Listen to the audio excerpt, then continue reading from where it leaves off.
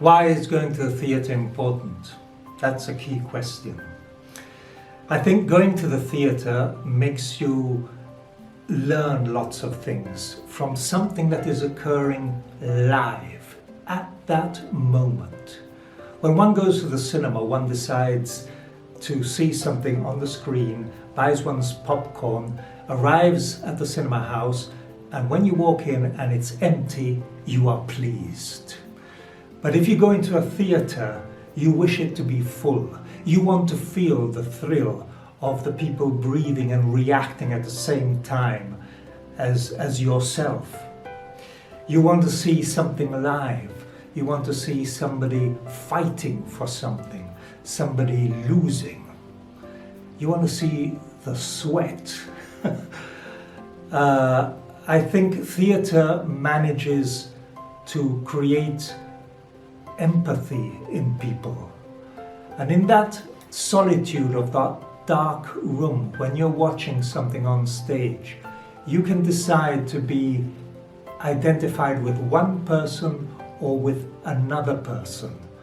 And that's your own private situation. Or you can suddenly feel, I've gone through that. And how is this man going to solve it? And all this happens, say, in 2 hours, the 2-hour traffic, as Shakespeare puts it. Because theatre, and classical theatre especially, and especially Shakespeare, shows you the full range of emotions. The full range. And the characters don't necessarily agree or are agreeable to you as a spectator. They go changing. You might be in agreement with one part of them and then become offended or hurt because he's gone over to the dark side. Theatre gives you that chance in that dark space, immediate moment. You're watching somebody who's holding up the mirror to nature, as Shakespeare says, as Hamlet says it, to the players. I work with a creative team of a choreographer, a musical director, and the director. And the three of them work together exhaustively during the 2 hours and a half which the rehearsals last. Each one of them may sometimes take some of the actors to one side and work a specific scene, or they will all work together learning choreography or learning different voices for the singing. And then at the end of the process, we all come together with the backstage crew, and we produce the magic. And how does the backstage crew work? Well, I love the backstage crew because I think the kids get involved. They don't quite know what's going to happen. They think they're just going to be painting scenery, but then they've got to, use a jigsaw, and that's, thrilling for them. Afterwards, they have time to design and create, and after a while comes the moment in which you've got to put all that together, and they've got to, put it on a plan and see where that chair is going to go, where that piece of scenery is going to go, mark the stage. And then all that has to happen in the middle of a blackout. And the thrill of everybody running on stage and doing everything in a specific order so as not to bump into each other in the dark is a great thrill. And all that is organizational skills. Having to do that in a certain time, having to do that, having everything ready for the 8 o'clock curtain time, is something that will remain with them forever.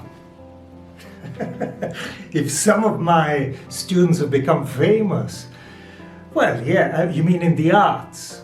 Yes, well, in the arts, some of them have become quite famous. In fact, one actress, she's become a musical comedy star, and she's starred in Avenue Q, and she's played Velma in Chicago. Yeah, some of them have forged a career.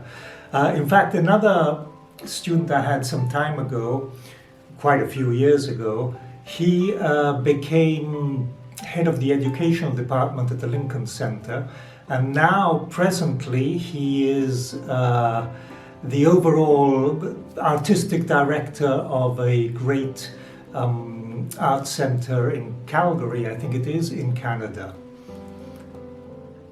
But not only in the arts, I mean, there are lots of successful businessmen who've gone through this program and things. I remember once I was on the platform of a train station, and a girl came up to me with a pram with a child in it, and she embraced me and she said, "Thank you, thank you." I couldn't remember her too well, and she said, "Look, when I was halfway through my senior school, you asked me to become stage manager in a production of Oliver. My last year of school, I became pregnant and I couldn't finish school, and my parents were not too happy. My boyfriend left me, and I suddenly began to not know what to do with my life. And I suddenly remembered that my experience as a stage manager was the one thing I knew how to do. I knew how to organize people. I knew how to organize furniture moving from one place to the other. So now she said that she'd put up a production company and she was working in advertising. My training, well, I've been very fortunate. I've had quite a few wonderful tutors, wonderful teachers, maestros. I studied in New York at the HB studio with the legendary Uta Hagen. I also sat in to see some classes by Stella Adler. Then I was very fortunate enough that Robert De Niro came and gave me a scholarship to study with Penelope Allen. And then later on, I won the British Council scholarship to do a one-year postgraduate course in classical acting at the London Academy of Music and Dramatic Art, LAMDA.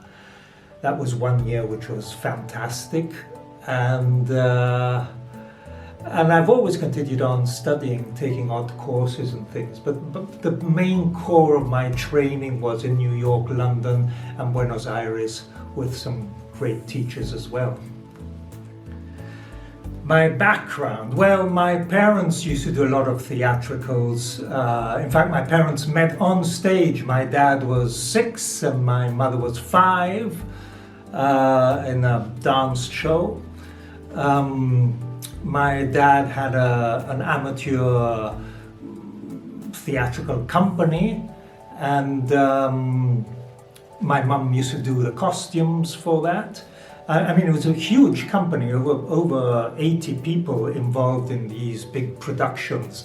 My dad also directed Gilbert and Sullivan operas. And I think my first love for the theatre came through magic. I used to do magic. My dad used to do magic, and that gave me a lot of time on stage. I mean, I was on stage doing magic at the age of 8 for doing a 20-minute act. And of course, I got to know a lot of magicians. I got to know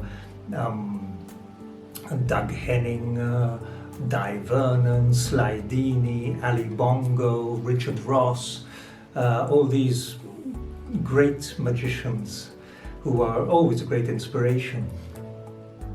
Why Shakespeare? I love Shakespeare. My mother used to read Shakespeare to me, the Charles and Mary Lamb adaptations, when I was about 8. I remember the winter nights, evenings, as she read to me, and I specifically remember one day when she was reading The Merchant of Venice. And we arrived to the moment of the court scene, and Shylock was going to carve out the pound of flesh from Antonio. And there was not one drop of blood to be spilt, and it had to be exactly 1 pound of flesh. As this was about to happen, my mother closed the book and said, "Tomorrow we'll find out how it's solved." And I remember going back to bed thinking about this all the time. How is this going to be solved? And that absolutely gripped me. And I found that always the stories would grip me. And as I grew older, I began to realize that within those stories, the characters were going through lots of very rich feelings, and they would express them in a strange language, but extremely beautiful, extremely musical. And I could see how Shakespeare would not tell you what to think, but would make you think.